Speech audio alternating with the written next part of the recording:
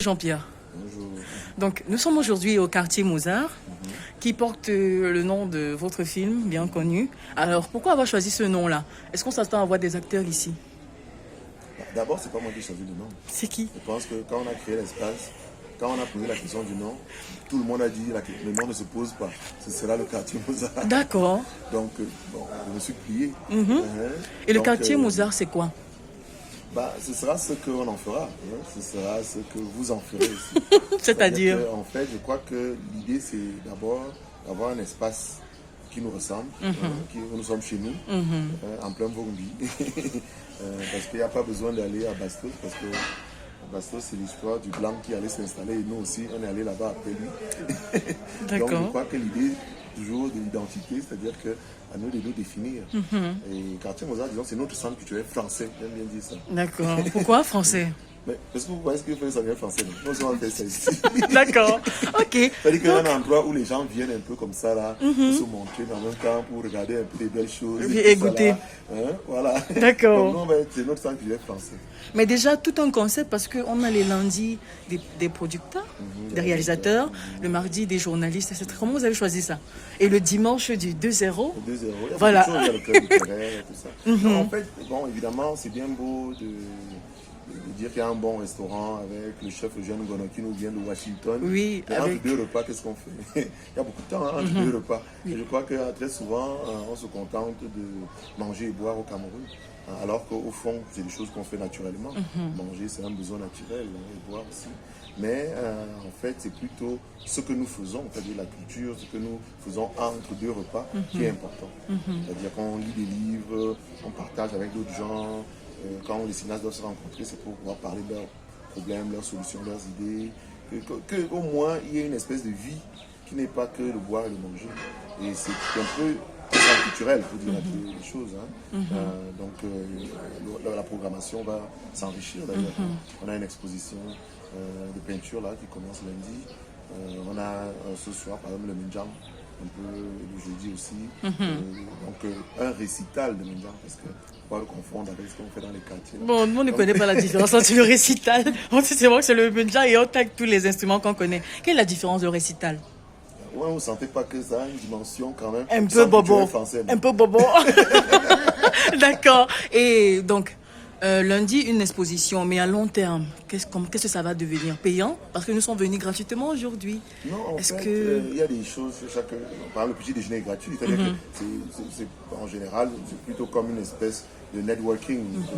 Donc, nous, on essaye de développer le réseautage, et les gens se retrouvent, qu'ils parlent, qu'ils échangent, que chacun ne soit pas confiné dans son coin, se content des réseaux sociaux. Moi, je pense que c'est d'abord ça, et donc ça n'a rien à voir avec le restaurant ou le bar. C'est plutôt une espèce de plateforme de rencontre.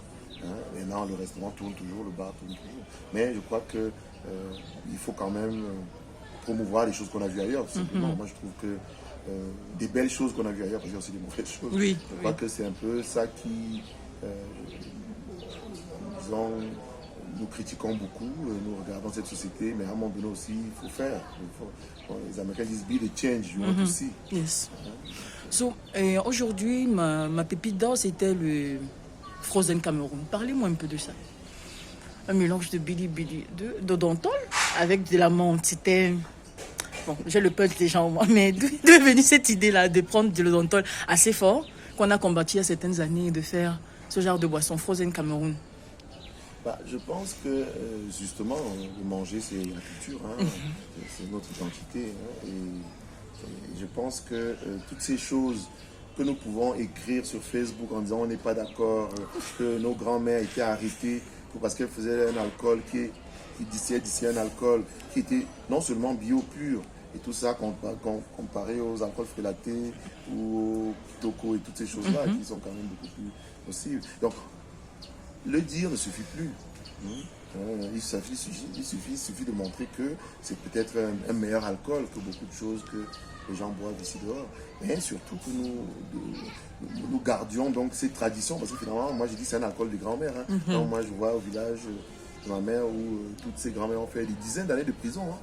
Parce qu'elles distillaient le Dontol. Parce que tout simplement, le blanc, le colon, on vendait ses alcools à la place. Voilà. Ils voulaient réprimer.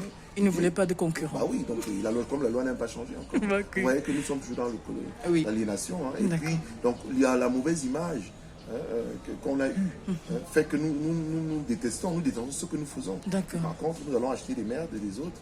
Je dis que regardez les vendeurs à la sauvette. Vous vendez des chocolats de Malaisie, des bonbons de Pakistan, ne sais plus, vous ne savez pas ce que vous mangez. D'où ça vient? Donc nous, comment on a toutes nos choses et on a encore honte, parce que c'est plus la honte qu'autre chose. Donc c'est pour ça qu'on a mis ça dans les mains des grands barmen, des grands chefs, pour que justement ils voient comment ils peuvent mettre ça un peu au bout du jour. La vodka.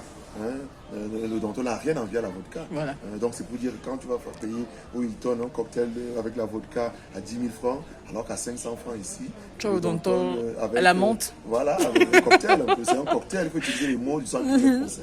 C'est un cocktail. Donc maintenant, le mot de la fin, Jean-Pierre, si quelqu'un doit venir au quartier Mouzin, ce sera pourquoi? Moi je crois que d'abord, je dois vous avouer que ce qui est un peu gênant quand on est à Yaoundé, tu vois, parfois c'est juste un endroit où on est bien. C'est rare d'avoir juste un endroit pour s'asseoir et rester bien tranquille. Franchement, on rencontre des gens bien. Je sais pas, mais moi c'est un peu ça. Donc d'abord, il fallait juste créer un endroit où on se sent bien. Et on croit que. Et c'est pour ça que nous sommes aussi en Burundi. C'est-à-dire qu'on croit, parce que c'est l'aliénation, on est bien à Bastis. Donc du coup, au fond, on est un peu des SDF, au fond, chez nous, dans notre pays là. Parce qu'aller dans certains endroits, dès que les Blancs arrivent, c'est-à-dire qu'il y a les Blancs, il n'y a plus de Camerounais.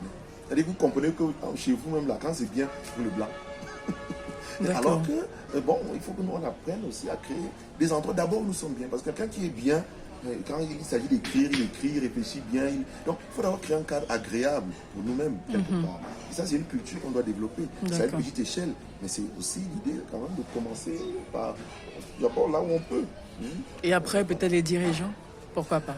Moi, la partie là, j'ai déjà laissé. Moi, je ne crois plus à ça. Vous savez, moi, je crois qu'ils dirigent d'abord qui? Je crois qu'ils dirigent d'abord l'argent qui va arriver dans leur poche. D'accord. Donc, moi, je dis toujours que les dirigeants sont là pour l'article 2. Si on enlève le fameux article 2, l'intéressé aura droit aux avantages prévus à cette... Il n'y aura plus personne dans cette affaire-là.